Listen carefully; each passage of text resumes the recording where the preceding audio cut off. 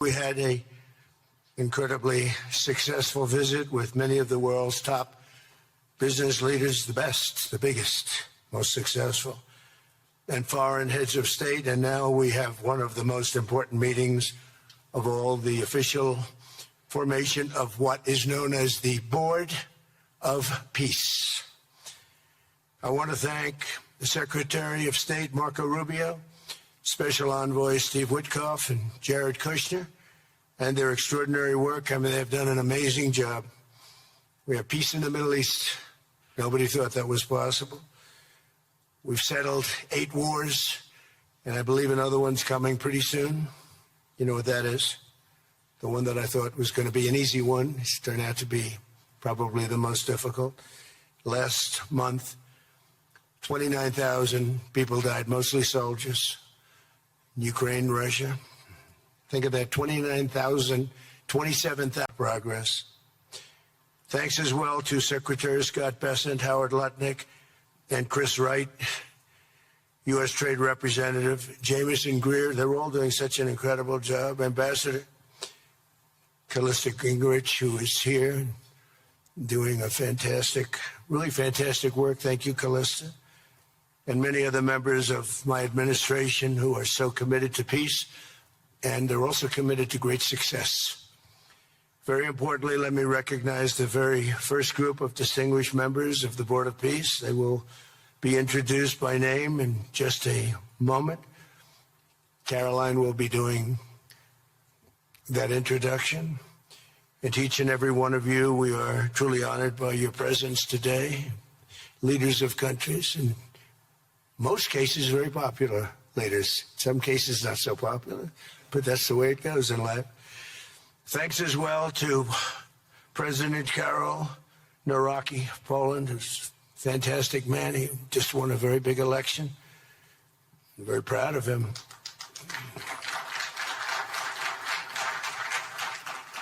Amazing. Along with former Prime Minister of the United Kingdom, Tony Blair. Thank you, Tony, for being here. We appreciate it. And members of the Board of Peace Executive Board, great group. This week marks the 1-year anniversary of my second inauguration as president.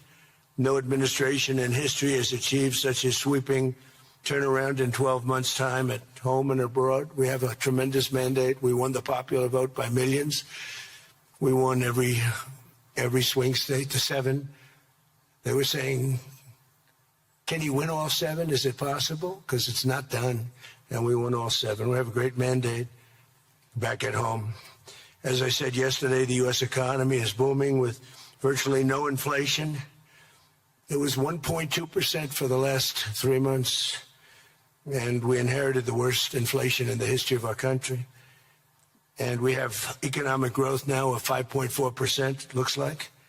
And I think that number can double and triple if we do the right things and if we change thinking so that if you announce good numbers, the markets go up instead of if you announce good numbers, the market goes down because everybody tries to kill it by lowering or raising interest rates depending on the situation. When America booms, the entire world booms. And we have secured commitments for over $18 trillion in new investment coming into our country, which is a record by many times over, not just by a little bit, by many times. There's no country ever in history that's gotten anywhere near that number. Slashed our trade deficit by 77%. This is in 1 year. Yesterday was 1 year. And signed historic trade deals with nations from all over the globe. Today, the world is richer, safer, and much more peaceful than it was just 1 year ago. We were very happy to stop the war that had started with India and Pakistan, 2 nuclear nations. And I was very honored when the Prime Minister of Pakistan said President Trump saved 10 and maybe 20 million lives by getting that stopped just before bad things were going to happen.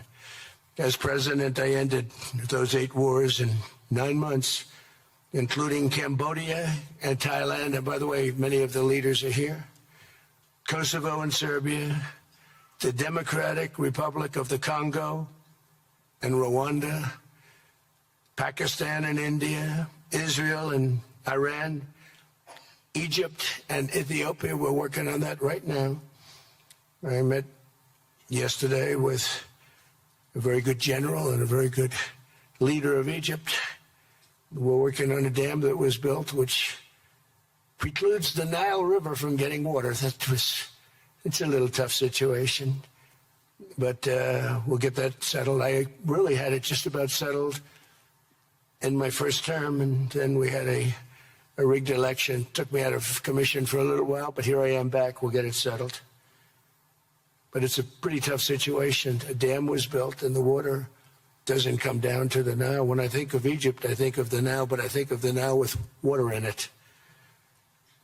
Armenia and Azerbaijan, a lot of these leaders have become my friends. They become my friends. They're here. And of course, the war in Gaza, which is really coming to an end. We have little fires that we'll put out, but they're little. They were giant, massive fires, and now they're down to little fires, so we can put them out very easily. We have 59 countries that are involved in peace in the Middle East. Many of them not in the Middle East. They're near the Middle East, but they're not in the Middle East. And many have said that if Hamas doesn't do what they promised they would do, and I think they probably will, but they were born with rifles in their hands. Literally born. The first day they had a rifle put into their hands, but they have to give up their weapons, and if they don't do that, it's going to be the end of them. But many countries have told me we want to go in and do it, and they really aren't countries that you traditionally think of as being involved in that. But that's the fire.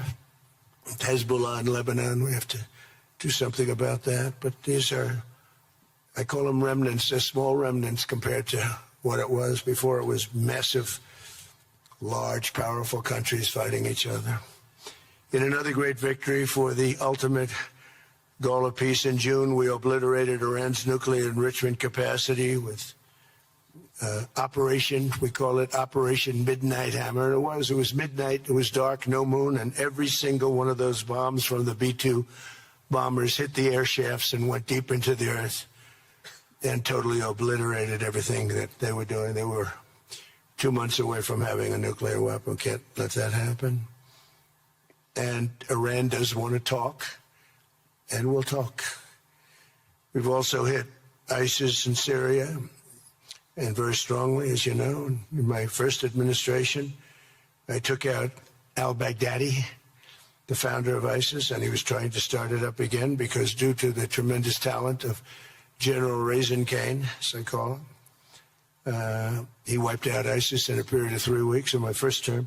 You know, we had a great first term, but the second term is, I think, blowing it away, actually. But we took out ISIS, and we had, it was gone, but during the Biden administration, it formed again a little bit. We hit it very hard in Syria. And Syria, by the way, I spoke with the president, is making a lot of progress, tremendous progress, actually. We're very happy about that. We took off all sanctions, which gives them a chance to breathe. And he is working very, very hard, and I think he's going to put it all together. So many things are happening, many good things. Threats to Europe and America, the Middle East, and other places are really calming down. It's a lot different than it was just 1 year ago. Just 1 year ago, the world was actually on fire. A lot of people didn't know it. And in Nigeria, we're annihilating terrorists who are killing Christians. We've hit them very hard. They've killed thousands and thousands of Christians. What's that all about? Much of this unprecedented success is possible because I rebuilt our military in my first term, and now we're making it even stronger. We have a budget of over $1 trillion this year, and next year we're going to $1.5 trillion. Our country's never done better economically. We're taking in numbers that we've never taken in, not only the fact that the investment is at 18 trillion plus, but our jobs numbers, everything is, I think, maybe better than ever before. I think you're going to see and a lot of you are investing in our country. I think you're going to be extremely happy with your investments. I think you'll see numbers like you haven't seen before. I also secured commitments from virtually all NATO allies to increase their defense spending to 5% of GDP. Everybody but Spain. I don't know what's happening with Spain. Why would they not do that? They want a free ride, I guess, huh? Every country but Spain increased to 5%. I don't know why. We're going to have to talk to Spain. With America's renewed attention to security of the Western Hemisphere, I've stopped the invasion on our southern border and designated the drug cartels as foreign terrorist organizations. And you probably saw that we've virtually stopped almost 100% all drugs coming in by water. And now we're going to stop them on land. The land is easy. The water is tough. But that's down now. I heard it just last night. It was 97. Now it's 98.1%. And we're trying to figure out who are the 2% that are willing to get onto those boats. I don't think they watch television or the news. But we've taken out almost 100% of all of the drugs coming into the United States by water. And now we'll, I think, very easily stop them on land. That's the easy part. We wanted to wait till the other was taken care of. And earlier this month, thanks to the unrivaled skill, power, and might of the U.S. military, we have the most powerful military in the world by far. We captured the outlaw dictator Nicolas Maduro, and the people of Venezuela are very happy about it. And we're having great relationships with the new leaders of Venezuela. The relationships have been good. We're opening up the country to our giant oil companies, and it's going very well. We've already taken out, think of this, 50 million barrels of oil, and a lot of that's going to go back to Venezuela. They'll do more income with us in a short period of time than they did in years, because as much oil as they have, and they have a lot, just about the most. After us, there's a couple of countries that are in that category, but we have the most, actually, and they're second between Venezuela and us. We have 62% of the world's oil, but they have very little production, so they'll have a lot of production. All the oil companies, we had meetings, you probably saw, all the oil companies want to go in. They want to go in immediately. They're already touring the sites. But our military was amazing. That strike was amazing. We had a second wave coming. We didn't need it. They said, no second wave. We don't want a second wave. The first wave was enough. And, of course, we're working to end the horrible killing in Ukraine, a war that should never have happened and would have never happened if I were president. That was not going to happen. I used to speak to Vladimir Putin about Ukraine, and it was the apple of his eye, but he would never have ever done it. He said, you can't do that, Vladimir. This board has the chance to be one of the most consequential bodies ever created. And it's my enormous honor to serve as its chairman. I was very honored when they asked me to do it. We had an idea to do it, and then they came. They said, "You be the chairman." And but I take it very seriously. We have a great group of people, and incredible young people that are leading it from within. It's running beautifully. Started already, and every country, just about every country, wants to be a part of it.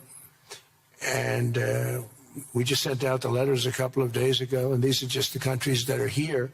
They happen to be in Davos. So we said, we'd be honored if you wanted to join us up on the stage. And it's really great. They're friends of mine, I think. Let me see. Yeah, every one of them is a friend of mine. A couple, let's see, a couple I like, a couple I don't like. No, I like, actually, this group, I like every single one of them. Can you believe it? Usually I have about 2 or 3 that I can't stand. Usually I have 2 or 3 that I don't like. I don't find them up here. I like every one of these people. No, they're great people. They're great leaders.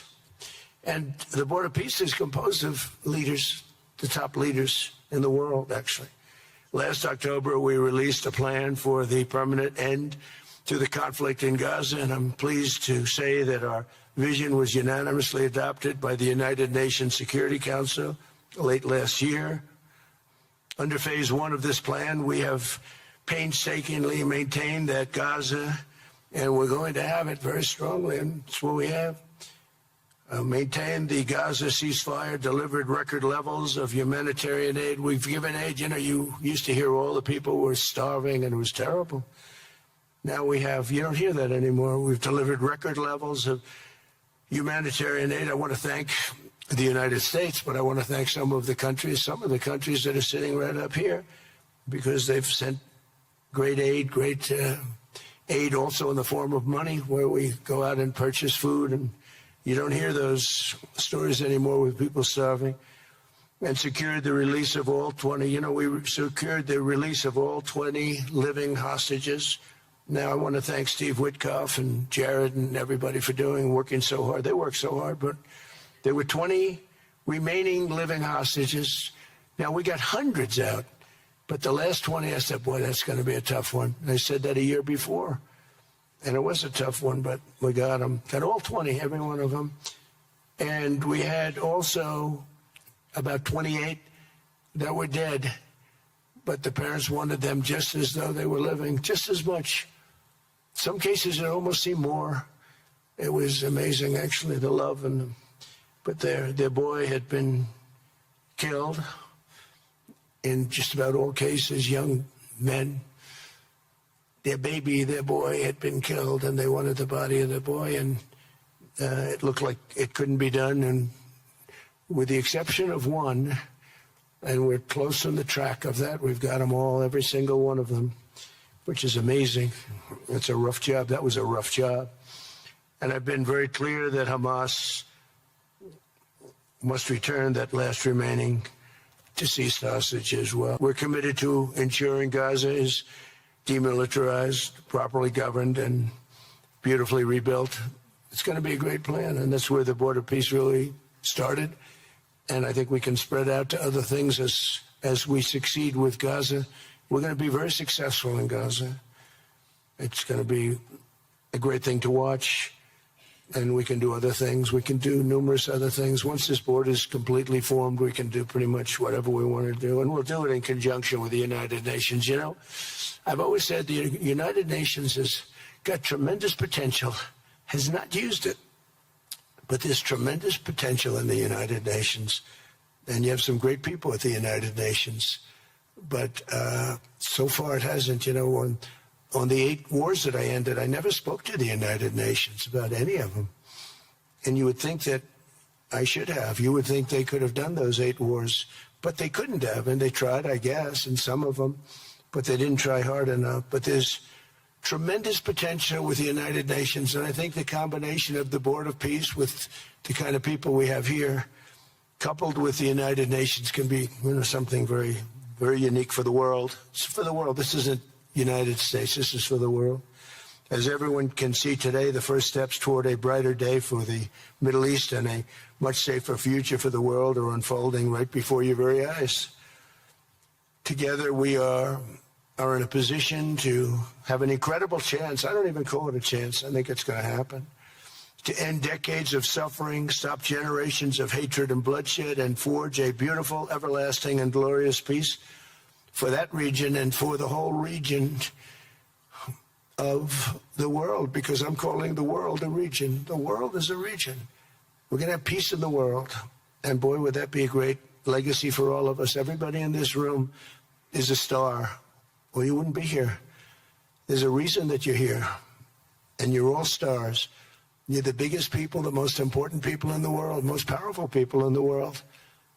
And when you use that genius that you have, that very unusual, very inspired genius, when you use that for peace, the opposite of peace has no chance. I just want to say it's tremendous to be with you, and I think this is something that we're doing that's very important. This is the most important. I was so looking forward to being here, and yesterday was a tremendous success. A lot of good things happened, but this was something that I really wanted to be here and do, and I could think of no better place because so many people were together.